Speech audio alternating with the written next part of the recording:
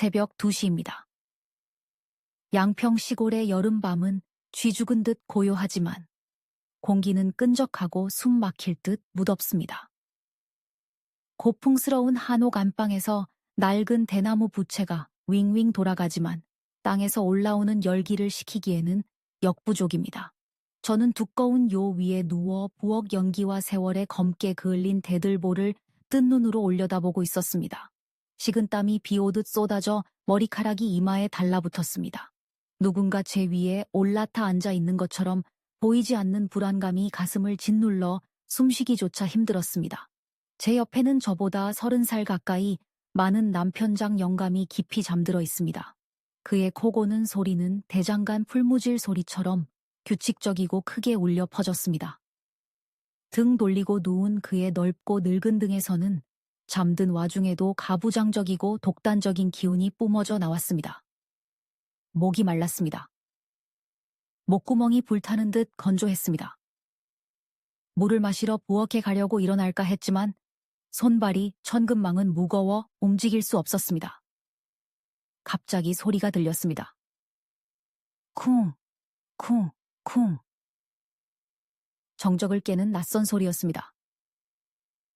크지는 않았지만 아주 분명하고 규칙적인 리듬이었습니다. 나무 절구꽁이가 돌절구에 부딪히는 소리였습니다. 쿵, 쿵, 쿵. 저는 숨을 죽였습니다. 새벽 2시에 누가 절구질을 한단 말입니까? 이 넓은 집에는 저와 장 영감뿐입니다. 유일한 도우미인 심씨 아주머니는 저녁 식사 전에 아랫마을 집으로 퇴근했습니다. 울창한 숲속에 자리 잡은 이 저택은 가장 가까운 이웃집과도 1km나 떨어져 있습니다. 귀를 기울였습니다. 소리는 얇은 창호지 문 너머 뒤뜰 쪽에서 들려왔습니다. 그곳은 제가 이곳에 온 첫날부터 장 영감이 문을 걸어 잠그고 절대 얼씬도 하지 말라고 금지했던 옛날 부엌이 있는 곳입니다.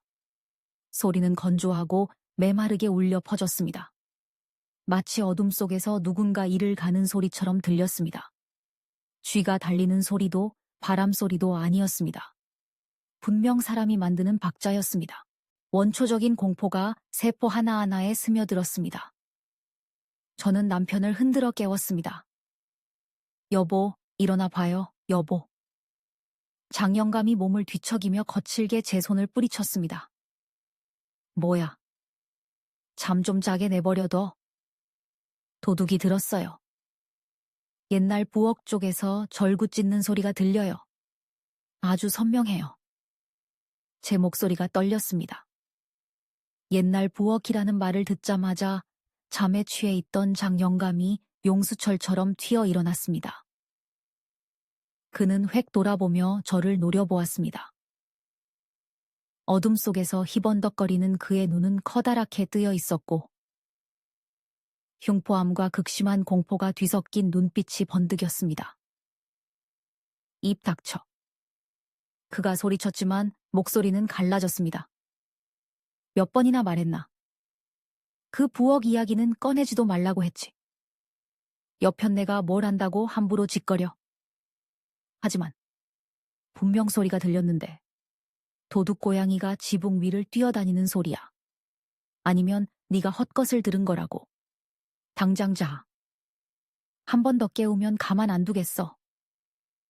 장 영감은 이불을 머리끝까지 뒤집어 쓰고 등을 돌렸습니다. 하지만 두꺼운 이불 너머로 그의 몸이 떨리는 것이 느껴졌습니다. 그는 다시 잠들지 못했습니다. 저처럼 숨을 죽이고 귀를 곤두쓰고 있었습니다. 그리고 그 쿵. 쿵 하는 소리는 사형 선고의 카운트다운처럼 규칙적이고 끈질기게 달기 울 때까지 계속되었습니다. 다음 날 아침 햇살이 어둠을 몰아내자 한옥은 웅장하고 고풍스러운 자태를 드러냈습니다. 날렵하게 치솟은 기와 지붕, 검게 빛나는 나무 기둥, 잘 다듬어진 정원까지. 이곳은 이 지역에서 가장 명망 있고 부유한 장씨 가문이 대대로 물려받은 유산이었습니다. 하지만 그 부유함도 집안 구석구석 배어있는 음산하고 차가운 기운은 감추지 못했습니다. 저는 복도로 나와 대들보를 올려다보았습니다. 대문, 창문, 계단 밑까지 집안 곳곳에 붉은 글씨가 괴상하게 쓰인 노란 부적이 덕지덕지 붙어 있었습니다. 장 영감은 집안의 평안과 사업 번창을 위한 부적이라고 했지만 저는 돈이 들어오는 것은 보지 못했습니다. 그저 그 부적들을 볼 때마다 수천 개의 눈이 저를 감시하는 것 같아 소름이 끼칠 뿐이었습니다. 저는 뒤뜰로 나갔습니다. 한국 전통 가정의 자존심인 장독대가 있는 곳입니다. 수십 개의 갈색 옹기 항아리가 크기별로 햇살 아래 줄지어 서 있었습니다. 공기 중에는 특유의 발효된 콩 냄새가 감돌았습니다.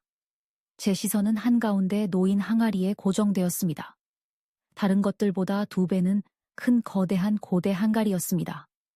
표면은 거칠고 이끼가 끼어 있어 적어도 100년은 되어 보였습니다. 그 항아리는 완전히 달랐습니다. 뚜껑은 평범한 옹기 뚜껑이 아니었고 푸르고 붉은 부적들로 뒤덮여 있었습니다. 항아리 목에는 지프로 꼬아 만든 금줄이 단단히 감겨 있었고 그 줄 사이사이에는 마른 소나무 가지와 검은 숫덩이가 꽂혀 있었습니다. 금줄은 보통 아이가 태어났을 때 잡기를 쫓거나 아주 사나운 무언가를 봉인하여 밖으로 나오지 못하게 할 때 쓰는 것입니다. 저는 그 안에 얼마나 귀한 장이 들어있기에 이렇게 철저하게 보호하는지 궁금해하며 항아리 쪽으로 다가갔습니다. 거기서 뭐 하는 거야? 등 뒤에서 장 영감의 호통 소리가 들려 화들짝 놀랐습니다. 그는 툇마루에 서서 곰방대를 든 채 살기 등등한 표정을 짓고 있었습니다. 저는 그저 장이 잘 익었나 확인하려고 제가 말을 더듬었습니다. 장 영감은 마당으로 뛰어내려와 제 팔을 거칠게 잡아 집 안으로 끌고 들어갔습니다. 내가 금지했지. 저 항아리 근처에는 절대 얼씬도 하지 말라고. 귀 먹었어? 왜요? 저는 아내잖아요. 살림을 챙겨야죠. 아내? 장 영감이 비웃으며 경멸 어린 눈으로 보았습니다. 너는 후처일 뿐이야. 여기 들어왔다고 내 마음대로 할 수 있을 줄 알아? 저 항아리는 대대로 내려오는 시간장 독이야. 조왕신과 터주신이 머무는 곳이라고. 너처럼 부정하고 기가 약한 여자가 만져서 장맛 변하게 하면 이 집안 망하는 거야. 그는 저를 마룻바닥에 내동댕이 쳤습니다. 그리고 명심해. 밤 10시 이후에는 안방 밖으로 한 발자국도 나오지 마. 특히 옛날 부엌 쪽은 쳐다보지도 말고 가까이 가지도 마. 내 말을 어기면 빈손으로 쫓아낼 줄 알아. 저는 늙고 가부장적인 남편을 바라보았습니다. 저는 그의 비서였습니다. 10년 전 젊고 아름답고 야망 있었던 저는 미모를 이용해 그를 유혹했습니다. 그는 저에게 빠져 시골에 있는 본처를 싫어하게 되었습니다. 본처가 바람이 나서 도망갔다는 소식을 들었을 때 저는 속으로 쾌재를 부르며 재빨리 그 자리를 꿰찼습니다. 저는 부귀영화를 누리며 이 저택의 안주인이 될 줄 알았습니다. 하지만 제가 발을 들인 곳은 기괴한 규칙이 지배하는 영적인 감옥이었습니다. 그리고 어렴풋이 깨달았습니다. 저 장독에는 콩만 들어있는 게 아니라는 것을요. 장 영감이 목숨 걸고 숨기려는 어두운 비밀이 들어있다는 것을요. 이상한 일은 소리에서 끝나지 않았습니다. 절구 찢는 소리를 들은 지 3일째 되던 날 새벽 3시쯤이었습니다. 선잠을 자던 저는 코를 찌르는 강렬한 냄새에 깼습니다. 킁킁거렸습니다. 된장찌개 냄새였습니다. 발효된 콩의 구수하고 짭짤한 냄새, 대파의 알싸한 향, 애호박의 단내, 그리고 고춧가루의 매콤함이 섞인 냄새였습니다. 보통은 가족의 저녁 식사를 떠올리게 하는 따뜻한 냄새입니다. 하지만 깊은 밤, 이 넓고 차가운 집에서 맡으니 온몸에 소름이 돋았습니다. 마을 사람들은 장 영감의 전처 순자씨가 양평에서 된장찌개를 제일 잘 끓인다고 수군거렸습니다. 그녀는 직접 콩을 심고 메주를 띄워 시어머니에게 물려받은 비법대로 장을 담갔습니다. 이 냄새는 10년 전 회사 송년회 때 그녀가 남편을 위해 끓여왔던 그 찌개 냄새와 똑같았습니다. 그날 장 영감은 촌스럽다며 직원들 앞에서 찌개 그릇을 엎어버렸고 순자 씨는 고개를 숙이고 울었었습니다. 왜 지금 그 냄새가 나는 걸까요? 무언가에 홀린 듯 저는 살금살금 침대에서 내려왔습니다. 장 영감은 코를 골며 자고 있었습니다. 저는 맨발로 차가운 나무 바닥을 딛고 냄새를 따라갔습니다. 길고 어두운 복도를 지났습니다. 창틈으로 스며든 희미한 달빛이 벽에 기괴한 그림자를 만들었습니다. 된장찌개 냄새는 점점 진해져 저를 새 부엌 쪽으로 이끌었습니다. 부엌 문이 반쯤 열려 있었습니다. 안은 캄캄했습니다. 문을 살짝 밀었습니다. 끼익. 가스레인지는 차갑게 식어 있었습니다. 요리한 흔적은 없었습니다. 하지만 부엌 한가운데 있는 오크나무 식탁 위. 저를 얼어붙게 만든 광경이 있었습니다. 김이 모락모락 나는 뜨거운 된장찌개 한 그릇이 놓여 있었습니다. 어둠 속에서 하얀 김이 피어오르며 울렁거릴 정도로 진한 향기를 내뿜었습니다. 찌개 옆에는 고봉으로 수북하게 담은 흰 쌀밥 한 그릇이 있었습니다. 죽은 사람에게 올리는 밥 모양이었습니다. 그리고 더욱 끔찍하게도 은수저 한 벌이 밥 한가운데 수직으로 꽂혀 있었습니다. 제사밥이었습니다. 누구세요? 목이 메어 말이 잘 나오지 않았습니다. 손발이 떨려 문틀을 잡고 겨우 서 있었습니다. 대답은 없었습니다. 환기구를 통해 들어오는 바람 소리만 윙윙거리며 원통한 울음처럼 들릴 뿐이었습니다. 뒷걸음질쳐 도망치려 했습니다. 하지만 제 눈은 찌개 그릇에 고정되었습니다. 국물이 보글거리고 있었습니다. 방금 펄펄 끓는 냄비에서 푼 것 같았습니다. 누가 끓인 걸까요? 심씨 아주머니는 퇴근한 지 오래고 장 영감은 자고 있습니다. 갑자기 얼음장 같은 손이 제 어깨를 잡았습니다. 악! 저는 비명을 지르며 기절했습니다. 깨어보니 아침이었습니다. 저는 침대에 누워 있었고 장 영감이 옆에 앉아 저를 탐탁지 않은 눈으로 보고 있었습니다. 도대체 무슨 짓이야? 한밤중에 부엌에 가서 왜 고래고래 소리를 질러? 찌개가 있었어요. 제가 떨면서 말했습니다. 누군가 제사밥을 차려놓고 밥에 젓가락을 꽂아놨어요. 장 영감이 제 뺨을 세게 때렸습니다. 미친년. 내가 내려가 봤는데 아무것도 없었어. 부엌은 썰렁했다고. 몽유병이라도 걸려서 혼자 쇼한 거 아니야? 그는 저를 부엌으로 끌고 갔습니다. 정말 식탁 위는 깨끗했습니다. 찌개도 제사밥도 없었습니다. 아무 일도 없었던 것처럼 말끔했습니다. 하지만 저는 제가 미치지 않았다는 걸 알았습니다. 그 진한 된장 냄새가 아직도 공기 중에 희미하게 남아 있었으니까요. 의심이 싹트기 시작했습니다. 저는 잠들지 않기로 했습니다. 진실을 밝혀야 했습니다. 그날 밤 저는 신경안정제를 먹는 척하고 죽은 듯이 누워 있었습니다. 시계가 새벽 1시를 가리켰습니다. 옛날 부엌 쪽에서 쿵쿵 하는 익숙한 소리가 들려왔습니다. 옆에서 자던 장 영감이 몸을 뒤척이더니 일어났습니다. 그가 눈을 부릅떴습니다. 하지만 깨어있는 사람의 눈이 아니었습니다. 동공이 풀려 초점이 없었습니다. 몽유병이었습니다. 장 영감은 맨발로 무의식적으로 침대에서 내려왔습니다. 방문을 열고 복도를 지나 곧장 뒷뜰로 향했습니다.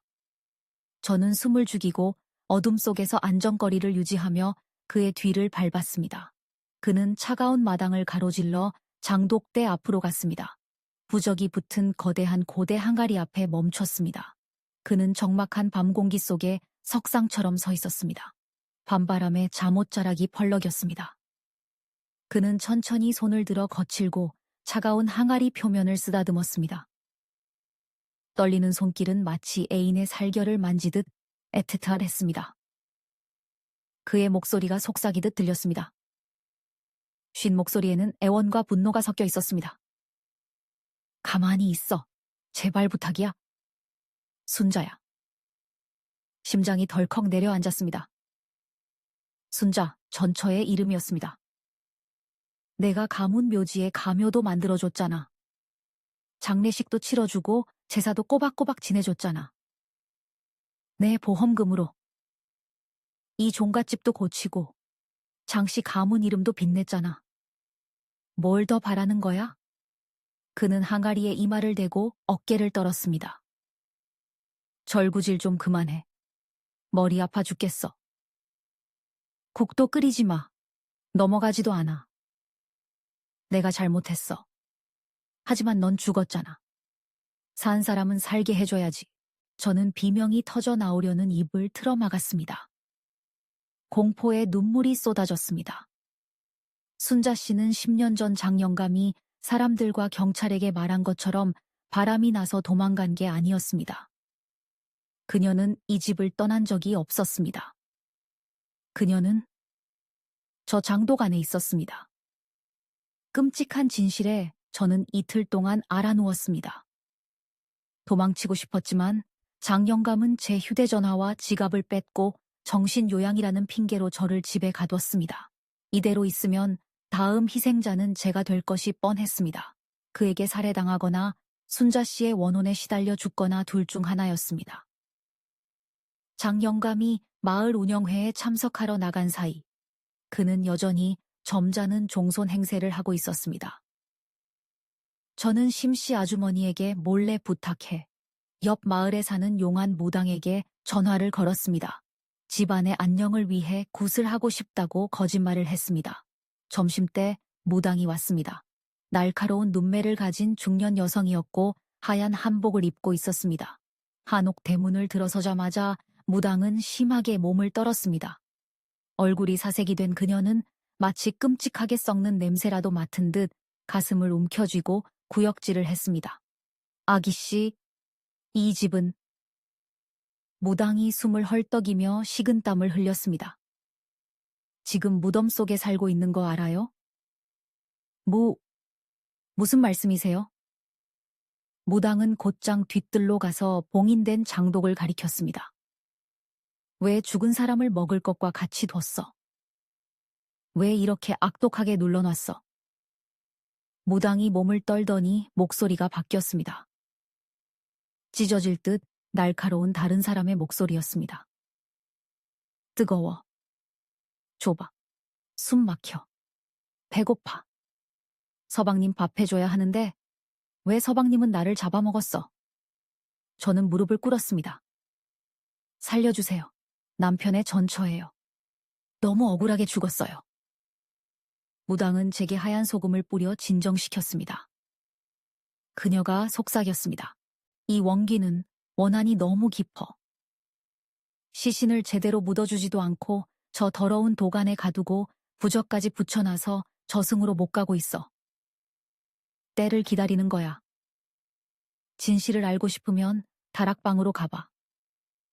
향나무 괴짝 밑바닥에 숨겨둔 파란 수첩을 찾아. 그 여자가 그렇게 말해. 무당은 더 이상 머무르지 못하고 지옥에서 도망치듯 서둘러 떠났습니다. 저는 먼지투성이 다락방으로 올라갔습니다. 장영감이 미처 태우지 못한 순자 씨의 옛 물건들이 있는 곳이었습니다. 한참을 뒤진 끝에 낡은 옷 상자 깊은 곳에서 낡은 파란색 가죽 수첩을 발견했습니다. 순자 씨의 일기이자 장 담그는 비법 노트였습니다. 마지막 장을 펼쳤습니다.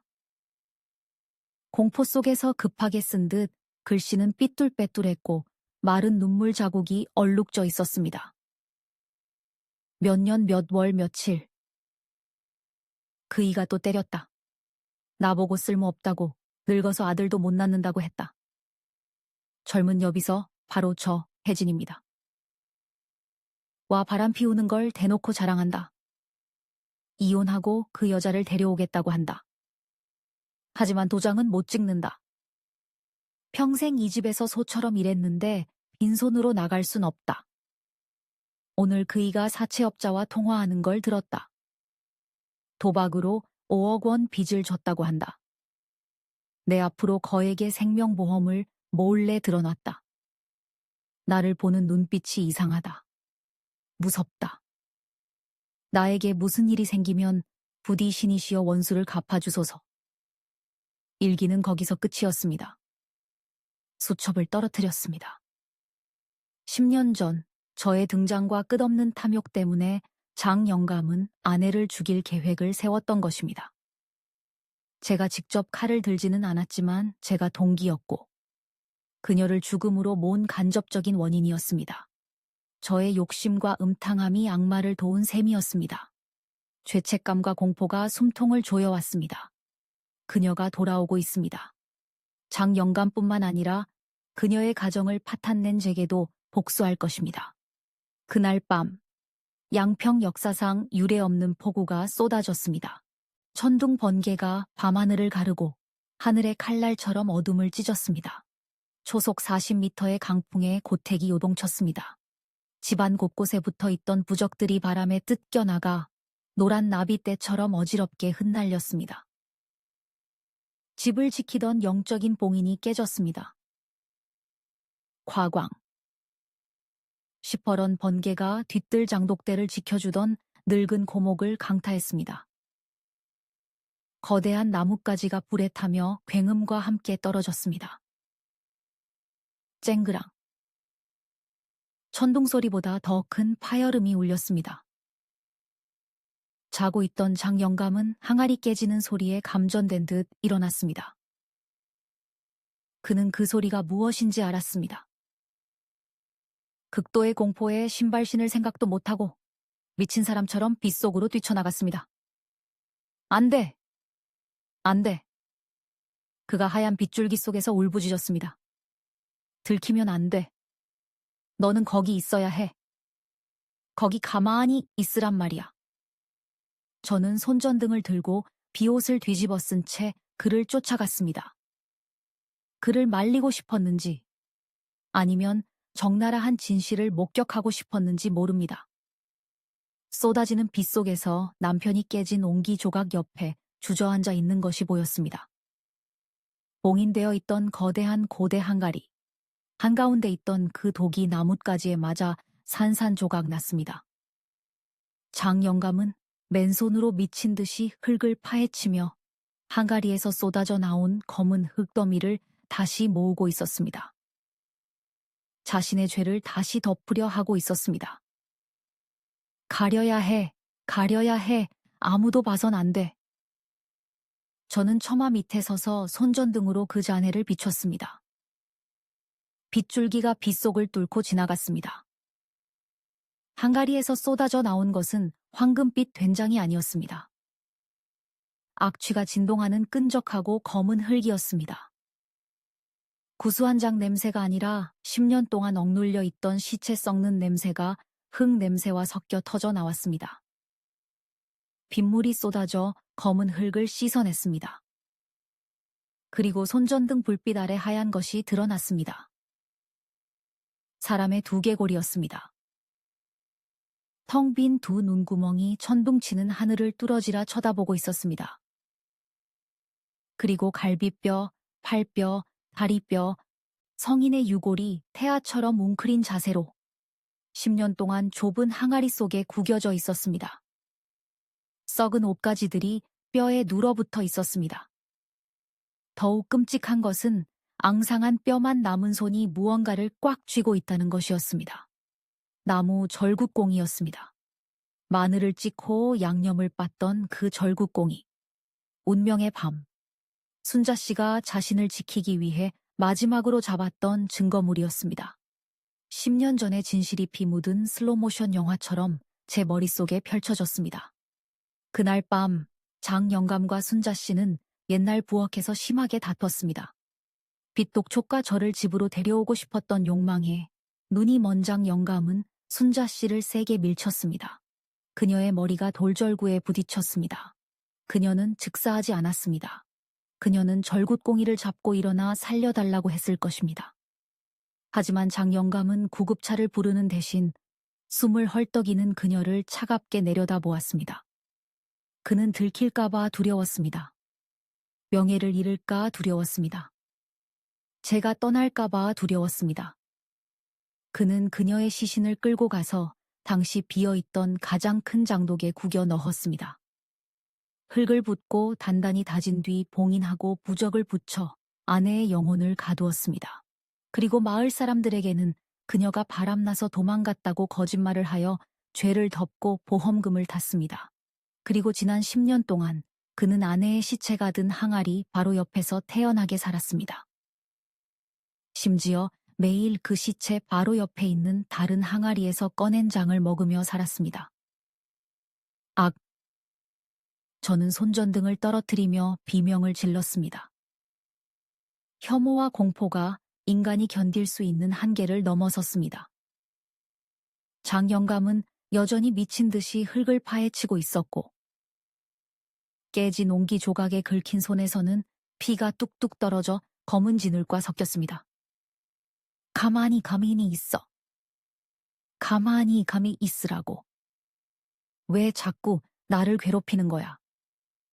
갑자기 또 다른 번개가 하늘을 가르며 근처에 떨어졌고 정원을 대낮처럼 환하게 비췄습니다. 눈부신 섬광 속에서 장영감은 유골이 움직이는 것을 보았습니다. 두개골의 텅 빈 눈구멍이 그를 노려보고 있었습니다. 하얀 치아가 드러나며 해방과 복수의 미소를 짓는 것 같았습니다. 절굿공이를 쥔 뼈만 남은 팔이 진흙 속에서 천천히 솟아올랐습니다. 여보. 귓가에 속삭이는 소리가 빗소리를 뚫고 선명하게 들렸습니다. 익숙하고 다정한 전처의 목소리였지만 지옥에서 온 듯 차가웠습니다. 여보. 밥 다 됐어요. 된장찌개 식기 전에 어서 먹어요. 나 10년 기다렸어. 장영감이 끔찍한 비명을 지르며 눈을 뒤집었습니다. 흰자위만 보였습니다. 그는 왼쪽 가슴을 움켜쥐었습니다. 극도의 공포로 인한 급성 심근경색이었습니다. 심장이 으깨지는 것 같았습니다. 그의 거대한 몸이 앞으로 고꾸라졌습니다. 그는 얼굴을 땅에 박았습니다. 하필이면 바닥에 흩어진 유골 위로 얼굴을 파묻었습니다. 양팔이 벌어지며 의도치 않게 전처의 뼈를 꽉 껴안는 모양새가 되었습니다. 마치 재회하는 포옹 같았습니다. 너무 늦은, 영원한 사죄의 포옹이었습니다. 그의 입에서 뜨거운 피가 솟구쳐 검은 흙을 적시고 아내의 하얀 뼈를 적셨습니다. 살인자는 결국 목숨으로 죗값을 치렀고 피해자와 한 무덤에 누워 피와 살을 섞게 되었습니다. 그 끔찍한 광경을 목격한 저는 이성의 끈이 끊어졌습니다. 저는 미쳐버렸습니다. 폭풍우 속에서 깔깔거리며 웃었습니다. 웃음과 울음이 뒤섞였습니다. 하하하. 죽었다. 다 죽었어. 된장찌개 참 맛있다. 하하하. 저는 그 저주받은 집에서 도망쳤습니다. 맨발로 밤새 달렸습니다. 물 잠긴 논을 가로지르고 가시에 찔려 살이 찢어졌지만 아프지 않았습니다. 다음 날 아침 폭풍이 지나간 후 마을 사람들이 현장을 발견했습니다. 장영감의 시체는 아내의 유골 위에서 딱딱하게 굳어 있었습니다. 꽉 껴안은 기이한 자세는 누구도 떼어낼 수 없었습니다. 경찰이 출동해 현장 감식과 부검을 했습니다. 나라를 뒤흔든 이 사건은 장영감이 10년 전 아내를 살해해 장독에 유기했고 천재지변 낙로로 인한 돌연사로 결론났습니다. 하지만 마을 사람들은 수군거렸습니다. 천벌이라고. 인과응보라고. 저는 10km 떨어진 숲 가장자리에서 진흙투성이가 된 차에 된장찌개와 절구 소리를 중얼거리는 상태로 발견되었습니다. 저는 정신병원으로 보내졌습니다.